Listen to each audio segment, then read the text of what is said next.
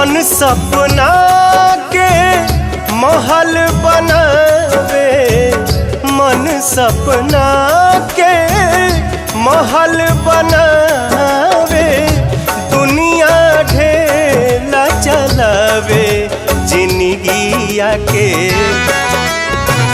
खेला समझ में न आवे, जिंदगिया के खेला समझ में न आवे।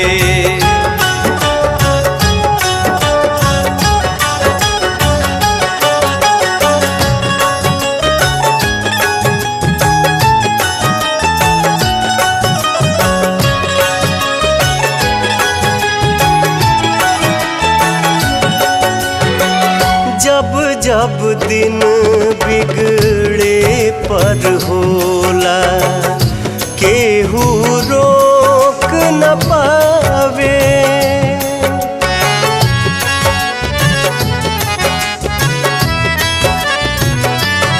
ओ जब जब दिन बिगड़े पर होला, केहू रोक न पावे।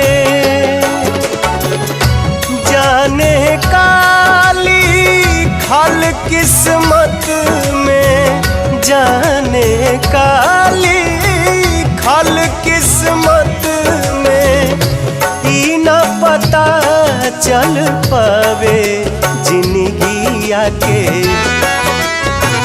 खेला समझ में न आवे, जिंदगिया के खेला समझ में न आवे।